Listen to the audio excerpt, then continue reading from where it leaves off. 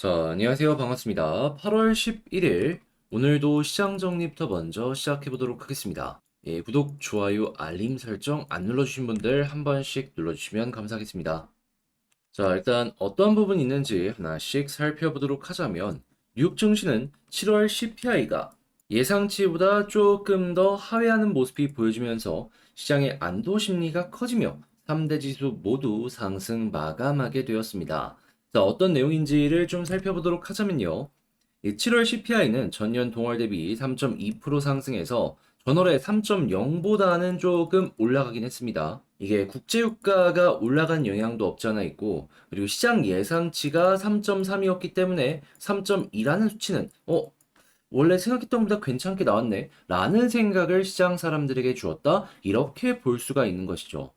자, 그리고 변동성이 큰 식품과 에너지를 제외한 근원 CPI 역시도 전년 동월 대비 4.7% 상승해서 예상치 4.8보다 약간 더 괜찮은 수치가 보여지게 되었다. 이 부분도 확인을 할 수가 있겠습니다. 자, 그래서 이 경기 지표가 괜찮은 모습이 보여지다 보니까 9월달 FOMC에서 금리 인상의 확률은 더욱더 낮아지고 있다라고 볼 수 있는데 현재 동결의 가능성이 얼마까지 올라가는지를 말씀을 드리도록 하자면 90% 이상. 그러니까 이제는 과반 이상이 동결이 기본이다. 이렇게 생각한다라는 걸 여러분들이 체크를 해두시면 좋을 것 같습니다. 자, 그럼 향후의 가능성도 꾸준하게 동결이 높은 모습을 보여주게 된다면 자연스럽게 어느 순간 금리 인하에 대한 이야기가 떠오를 수밖에 없겠죠. 그러면 이때부터 지수의 호재 선반영 이야기가 나올 수밖에 없을 것이고 그때부터 어느 정도 상승하는 그림 여러분들 기대 심리 가지면서 보시는 거 괜찮을 것 같습니다. 자, 그래서 이렇게 좋은 내용들이 나왔는데, 다만 이제 아쉬운 부분이 있다면, 아직 이 2%대의 경기 지표가 나온 건 아니기 때문에, 인플레이션과의 싸움에서 할 일이 더 남았다라는 페드의 당국자들의 발언이 하나씩 나오고 있습니다. 이게 상승폭을 어느 정도 제한시켰다라고 볼 수 있는데, 어떤 내용이냐? 일단 데일리 총재는 CPI가 대체로 예상치에 부합했다며 좋은 소식이긴 하지만 이것은 승리가 우리 것이다 라고 할 수 있는 데이터 지점이 아니다. 아직 할 일 더 남았다. 그러니까 고금리를 유지할 가능성이 높다. 이렇게 볼 수 있는 것이겠죠. 그러면서도 이제 봐야 될 지표가 많았다라고 했는데 그럼 향후에 발표될 생산자 물가지수부터 시작해서 개인 소비 지출 그리고 이제 8월 달 고용은 또 어떻게 되는지 여기에 포커스를 두면서 하나씩 보시면 좋을 것 같습니다. 82.82달러로 마이너스 1.87% 하락 마감하였고요. 채권은 약세, 달러는 강세, 금 가격은 하락 마감하였습니다. 근데 이제 유가가 계속 올라가면 이게 좀 부담이 될 수도 있기 때문에 과연 어떻게 될지를 보는 것도 하나의 중요한 포인트이지 않을까 여러분들도 신경을 쓰시면서 보시면 좋을 것 같습니다.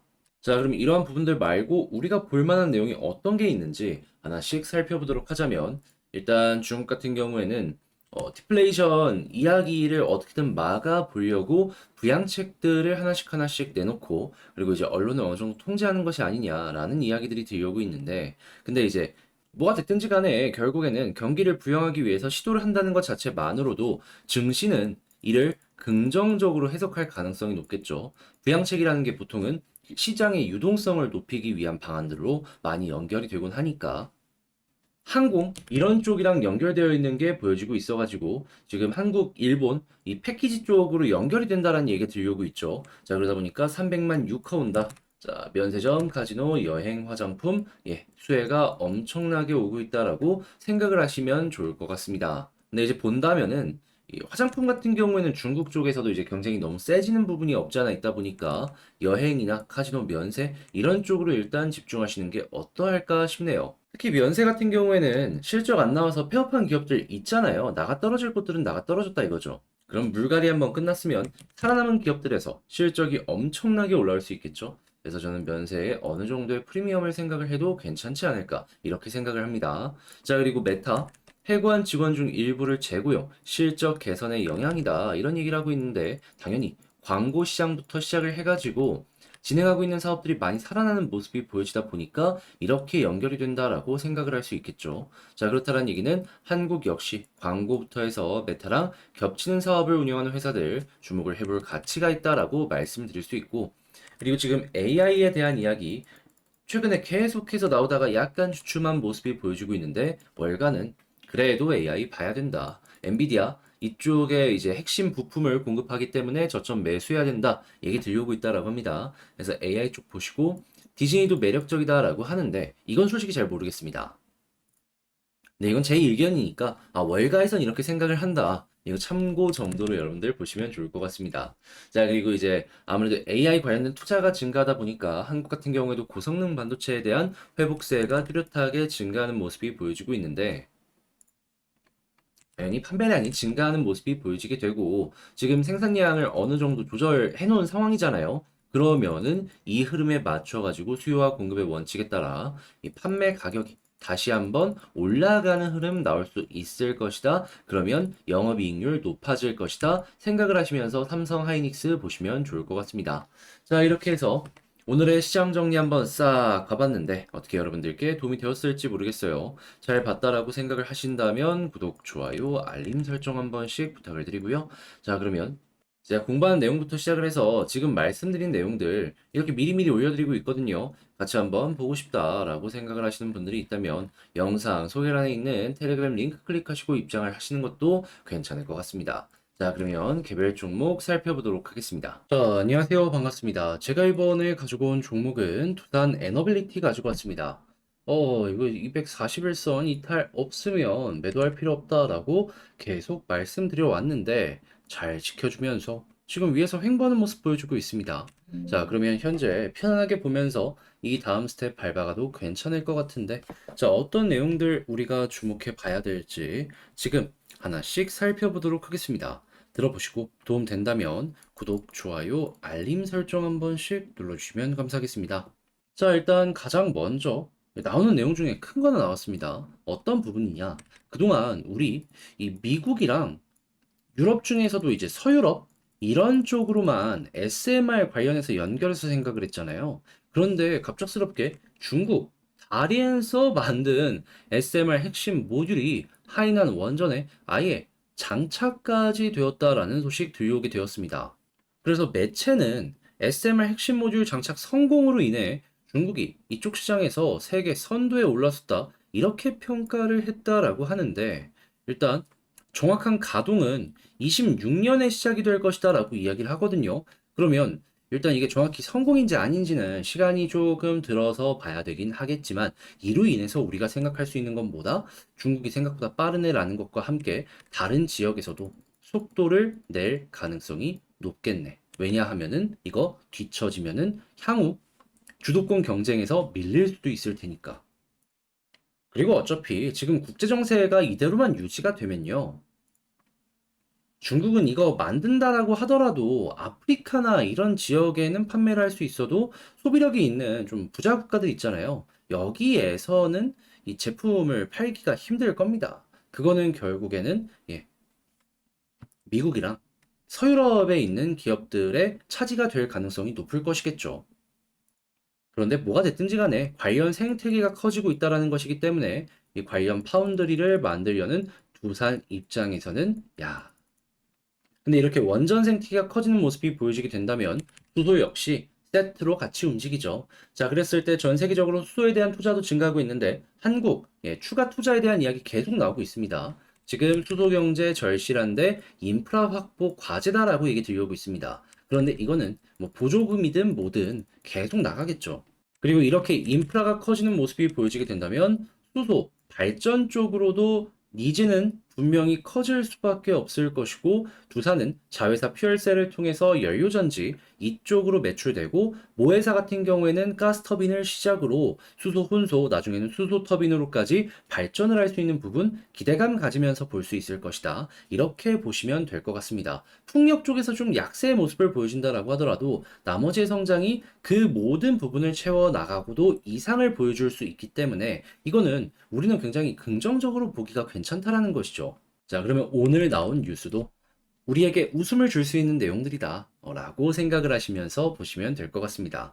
다만, 지금 이 한국이랑 미국이랑 이 웨스팅하우스 관련해가지고 협상 아직 끝나지 않았잖아요. 이 관련된 내용은 어떻게 나올지 모르기 때문에 하나씩 하나씩 주의 깊게 보시면서 나왔을 때 빠르게 대응하는 이러한 자세를 취해야 될 필요가 있다라는 부분은 말씀을 드릴 수 있을 것 같습니다. 자, 그럼 수급이랑 차트 한번 보도록 하자면 일단 수급적으로 봤을 때 현재 횡보가 이어지고 있는데 외국인이랑 기관이 썩 그렇게 이 자리를 좋아하진 않는 것 같습니다. 매도하는 모습 보여주고 있어요. 자, 그렇다면은 이 매도가 이어진다면 어떻게 될까요? 하락의 가능성도 커지겠지만 시간도 오래 걸립니다. 그러면 이런 부분이 보여지면 빨간불이 나올 때까지 버티는 거 말고 정답이 없다. 일단 이 부분 생각을 하시면서 보시면 될 것 같고요.